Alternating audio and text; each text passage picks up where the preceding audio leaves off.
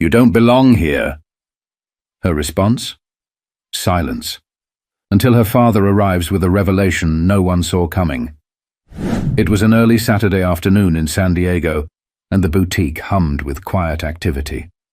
Shoppers browsed through racks of designer dresses and high-end handbags, their conversations blending softly with the ambient jazz playing overhead. The store was sleek and modern, its polished floors reflecting the sunlight streaming in from the tall windows. Everything about it screamed exclusivity. Amidst the shoppers, a young black girl, no more than 12, wandered the aisles alone. Her name was Amara. She wore a simple hoodie, jeans and sneakers, a stark contrast to the store's usual clientele, who were often decked out in designer labels. She wasn't touching anything, just walking slowly, her eyes scanning the displays with quiet curiosity. The sales staff watched her from the counter, their expressions unreadable. No one approached her, but their subtle glances suggested they were wondering why she was there. She seemed out of place, yet entirely unbothered by it. As Amara walked toward a shelf of scarves, a tall woman in her late 40s entered the boutique. Her appearance was striking. Platinum blonde hair, perfectly styled, a pearl necklace resting on her tailored blazer, and heels that clicked with authority on the floor. She didn't look like she was there to shop. She looked like she owned the place. The woman's sharp gaze landed on Amara almost instantly. Her lips pursed, and her demeanor shifted. Something about the girl's presence unsettled her, though she said nothing at first. Instead, she lingered near the entrance, pretending to browse while keeping an eye on Amara. Amara seemed unaware of the attention, or perhaps she was choosing to ignore it. She reached out to gently feel the fabric of a silk scarf, her small fingers brushing against its edge. But the woman's gaze remained fixed, her annoyance growing with each passing second. And though the boutique had been peaceful just moments ago, you could feel the tension beginning to rise, but it wasn't clear to everyone just yet. The air in the boutique began to shift as the woman's annoyance turned into action. She set down the handbag she had been pretending to inspect and strode purposefully toward Amara, her heels clicking with precision. Heads turned subtly, shoppers and staff alike sensing something was about to unfold. When the woman reached Amara, she stood just close enough to assert her presence without outright touching her. "Excuse me," she said, her tone sharp but controlled, like a teacher scolding a child. "Can I help you with something?" Amara turned to her, startled but polite. "No, thank you. I'm just looking." The woman raised an eyebrow, her expression a mix of disbelief and disdain. "Looking, huh?" she said, letting the words hang in the air. "This isn't the kind of store you just look in." Amara blinked, confused by the comment but still calm. "I'm just waiting for someone," she explained, her voice steady. "I'm not bothering anyone." The woman crossed her arms, her eyes narrowing as she looked Amara up and down. "Waiting for someone? In here? You expect me to believe that?" A couple of shoppers nearby exchanged glances but remained silent, unwilling to get involved. The sales associates behind the counter whispered among themselves, their faces betraying a mix of discomfort and uncertainty about how to handle the situation. "I don't think you belong here," the woman said bluntly, her voice loud enough for others to hear. "This is a boutique, not a playground. If you're not going to buy anything, you need to leave." Amara's face tightened slightly, but she held her composure. "I have every right to be here," she replied, meeting the woman's gaze directly. "I'm not doing anything wrong." The woman scoffed, her tone dripping with condescension. "Right. And who exactly are you waiting for? Your parents? Shouldn't they be here to supervise you?" By now the room was quiet. Everyone was watching, though most pretended not to. The tension was palpable, thick enough to make anyone uncomfortable. But Amara didn't back down. She stood her ground, her small frame radiating a quiet strength. "I'm waiting for my dad," she said firmly. The woman smirked, as if the idea was laughable. "Your dad? And where exactly is he? Amara didn't answer right away, her calm exterior masking the flicker of irritation beneath. But before she could speak again, a voice broke the silence from behind them. It was deep, commanding, and impossible to ignore, and it sent a ripple through the room. "Right here," the voice said, steady and authoritative. Everyone turned toward the entrance, where a tall man in an impeccably tailored navy blue suit stood. His presence was undeniable. Broad shoulders, a sharp jawline, and the quiet confidence of someone used to being in control. He carried himself with a calm that could either diffuse a situation or command it, depending on what was needed. The woman's expression faltered for a moment, but she quickly composed herself. "And you are?" she asked, her tone laced with skepticism, as if challenging his right to intervene. The man stepped forward, his polished leather shoes making muted thuds against the boutique's floor. He didn't rush, he didn't need to. He stopped just beside Amara, placing a protective hand on her shoulder. "I'm her father," he said plainly, his gaze locking onto the woman's with quiet intensity. The boutique was utterly silent now. Even the faint whispers of the sales staff had ceased. The woman blinked, clearly taken aback but unwilling to backpedal entirely. "Well," she stammered, "I just assumed… she seemed out of place here." "Out of place?"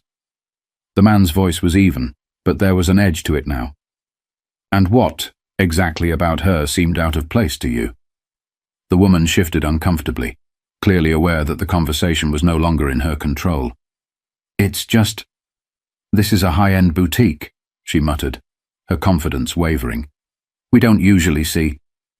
She stopped herself mid-sentence, realizing how bad it would sound if she finished the thought. The man tilted his head slightly, his expression unreadable. "You don't usually see what?" he prompted. His tone wasn't raised, but the weight of the question hung heavy in the air. "I didn't mean any harm," the woman said quickly, her voice cracking under the pressure. "I just thought she might be lost or…" "Lost?" he interrupted, his voice sharp but controlled. "She's not lost. She's here, in this store, like anyone else, and I'd like to know why you felt the need to single her out." By now the other shoppers were openly watching, their gazes bouncing between the man and the woman. Some looked uncomfortable. Others looked relieved that someone was finally addressing the situation. I was just trying to protect the store," the woman offered weakly. But even she didn't seem convinced by her own words. The man raised an eyebrow. "Protect the store? From a 12-year-old girl looking at scarves? Or is there something else you're protecting it from?" The woman's face flushed red, her confidence fully crumbling under the weight of the moment. But as the man's words hung in the air, the real shock was still to come, and it would leave no room for misunderstanding. The man took a small step forward, his presence commanding the attention of everyone in the boutique. "Let me make something clear," he said, his voice steady but firm. "You're speaking to the CEO of the very company that owns this boutique." The air seemed to freeze for a moment. The woman's eyes widened in disbelief, her mouth slightly agape as if she couldn't comprehend what she'd just heard. Around the room, gasps and murmurs rippled through the onlookers. Even the sales associates exchanged stunned glances, unsure of what to do or say. The woman stammered, her bravado completely gone now. "I didn't know." The man let out a short, humorless laugh. "Didn't know?" he repeated, his tone sharp. "No, you didn't know. You didn't know because you didn't take a moment to think. You saw my daughter, made your assumptions, and decided you had the right to treat her as if she didn't belong. You didn't even stop to consider that she might have every right to be here." Amara stood silently beside her father, her expression calm, but her eyes betraying a flicker of pride. She had endured the woman's hostility without losing her composure, and now her father was standing up for her in a way that left no room for argument. The woman opened her mouth as if to respond, but no words came out. She looked around as though searching for someone to back her up, but no one met her gaze. Instead, The other shoppers watched her with thinly veiled judgment, their earlier discomfort now replaced with something closer to disdain. "I built this company from the ground up," the man continued, his voice steady and measured. "Not for people like you to decide who belongs and who doesn't. Not for anyone to feel unwelcome in a space that was meant to be inclusive." One of the sales associates, a young man with a name tag that read Elliot, finally stepped forward. "Sir, we didn't know," he began, but the man raised a hand to silence him. "This isn't about you," the man said firmly, his gaze never leaving the woman. "But let this be a lesson for everyone in this room. Assumptions like these, judging someone by their appearance, their age, their clothing, it's not just wrong, it's dangerous. It's the kind of thinking that perpetuates the very worst parts of our society." The woman looked as though she wanted to sink into the floor. Her confidence, so unwavering just minutes ago, had completely disintegrated. But as much as she wanted to escape, there was no turning back now. The weight of her actions had already caught up with her. The room remained silent as the man's words echoed, their weight undeniable. The woman, visibly shaken, took a small step back, her hands fidgeting nervously. Her earlier air of authority was gone, replaced by the unmistakable look of someone grappling with shame.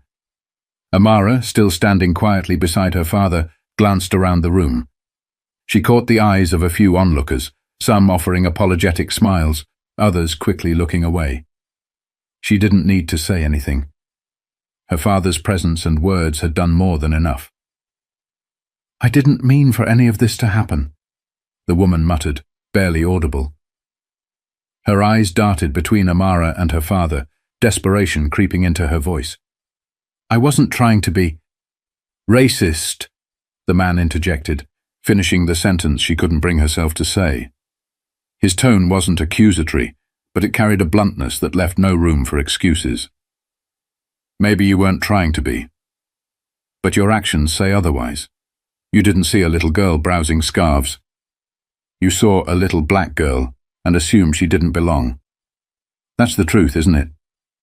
The woman's face burned red, but she didn't deny it. She couldn't. A voice broke the silence from one of the other shoppers, a middle-aged woman who had been watching quietly.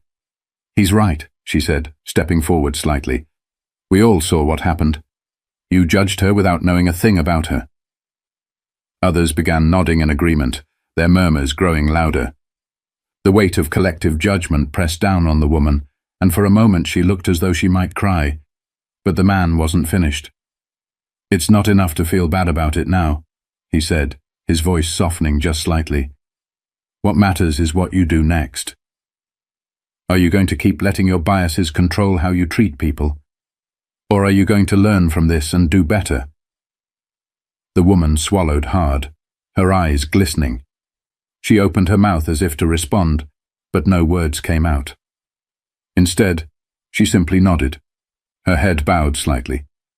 It wasn't much, but it was a start. Turning to Amara, the man gave her a small smile. "Are you ready to go, sweetheart?" he asked gently. Amara nodded. "Yes, Dad." As they walked toward the exit, the crowd parted to let them through. The air in the boutique felt heavier now, not with tension but with reflection. Shoppers whispered to one another, their conversations laced with words like bias and respect. The staff at the counter exchanged looks, as if silently promising each other to handle things differently moving forward. As Amara and her father stepped out into the sunlight, she glanced up at him. "Thanks, Dad," she said quietly. He looked down at her, his face softening. "You shouldn't have to thank me for standing up for you," he said, "but I'll always be here when you need me." But as they walked away, one thing was certain. The lesson they left behind would linger long after the boutique doors closed. Inside the boutique, the atmosphere had shifted completely. The woman who had caused the commotion stood quietly, her head lowered as if the weight of the situation had finally settled on her shoulders. She didn't leave right away, instead lingering as though trying to process what had just happened. The other shoppers resumed their browsing, but their conversations were quieter, more reflective. Some stole glances at the woman, while others exchanged knowing looks with each other. The sales associates whispered amongst themselves, their expressions marked by a mix of discomfort and resolve. Outside, Amara and her father walked toward their car. The sun was bright, and the bustling street seemed worlds away from the tension they had just left behind. "Do things like that happen to you a lot?" Amara asked suddenly, her voice quiet but curious. Her father paused, considering his response carefully. "Sometimes," he admitted. "Not always as directly as what happened in there. But it happens. People make assumptions. They think they know who you are just by looking at you." Amara frowned. "Does it ever stop?" Her father crouched slightly, meeting her gaze. "It might not stop entirely, but what matters is how we respond. We can't control how other people act, but we can control how we handle it. And sometimes, standing tall and speaking the truth is the most powerful thing you can do."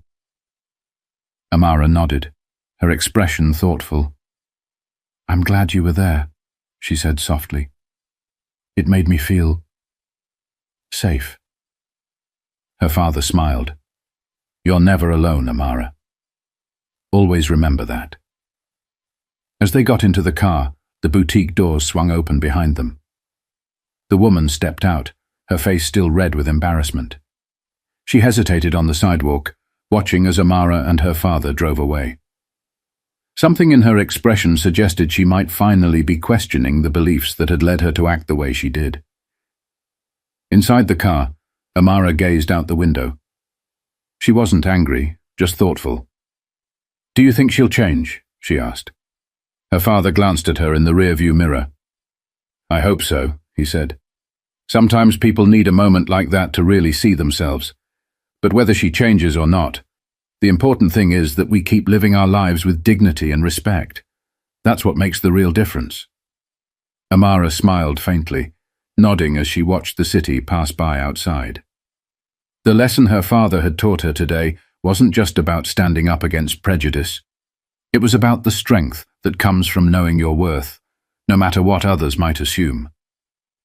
And as their car disappeared into the busy street, the message they left behind in that boutique would ripple outward, challenging assumptions and planting the seeds of change in the minds of everyone who had witnessed it. If this story resonated with you, don't forget to like, share, and subscribe. Let's keep spreading messages of understanding and respect. Together, we can inspire change, one story at a time.